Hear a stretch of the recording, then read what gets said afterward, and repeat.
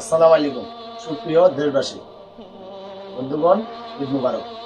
গতকালকে দেখেন 27 তারিখ বুধবার আমার চাচা মোহাম্মদ আব্দুল শহীদ সাহেব কোটি কোটি টাকা সম্পদ ওনার দুঃখের বিষয়, যেগুলো একটা দুর্ঘটনায় নিয়ে দুনিয়া থেকে চলে গেছেন আমাদের চাচা। আচ্ছা দেখেন, ঈদুল আজহা ঈদ নামাজ পড়ছি, একটা আশা ছিল কিন্তু আমার চাচা অভিলঞ্চ আমার নিজস্ব সাইকেল বাসা ছিল, বাসার থাকতাম সপ্তাহ হয়েছে একটা নয়া গাড়ি কিনছিলাম। টাকা পয়সা ওনার আছে, ওনার এক ছেলে এক মেয়ে গ্রামে আসা উনি ঈদ করতাম, আমরা নিয়ে খুব তেমত করতাম।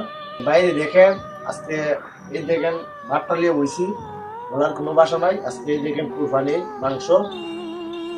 মাংস যে আমরা যে ভাত দেখাইতাম কুরবানি মাংস দিয়ে আমরা বিটটা বাদ জানি কিসের জন্য জানেন যে আমাদের চাচা 27 তারিখ বুধবার ওনারা আমরা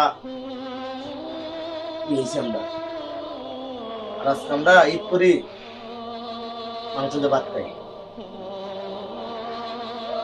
যাই হোক, আল্লাহ তালার ইচ্ছা, ওনার খুব ভালো আছিল এই দুর্ঘটনা।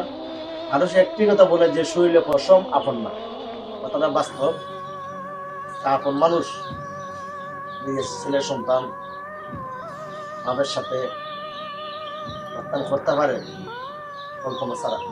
যাই হোক, সবাইকে আমি একটি অনুরোধ করবো, যেহেতু আমি ভাতের দানাটা নিয়ে কুরবানির মাংস নিয়ে সবাইকে আমি এই কথাটা বলবো, তো আমার চাচা অনেকজন ভালো লোক আসলা, সবাই ওনার জন্য দোয়া করবেন, আল্লাহ তাআলা যেন ওনাকে জান্নাতবাসী করেন। আর আমাদের জন্য দোয়া করবেন। দেশটার মাঝে এমন একটা পরিস্থিতি বলার কোনো ভাষা নেই। ছেলে সন্তানের মেয়েরা লাইবা শিশু বাচ্চা হলো নির্যাতন, কাটাকাটি, মারামারি। আল্লাহ তাআলা যেন আমাদের এই ধরনের জিনিস থেকে আমাদের দূর রাখেন। আল্লাহ কিছু কিন্তু অনেক কিছু করতে পারে, আল্লাহ চাইলে ইচ্ছা করতে পারলে সবকিছু করতে পারে। বন্দার বিচার গরম গরম, আল্লাহর বিচার ধীরে ধীরে। আসলে ভাই, আচ্ছা দেখেন, আমি যে মাংসটা খাইতাম দিতে যায় না দেশে, আমার চাচার কথাটা স্মরণ হয়। ভাই তো আমার বাবা নাই, মাও নাই,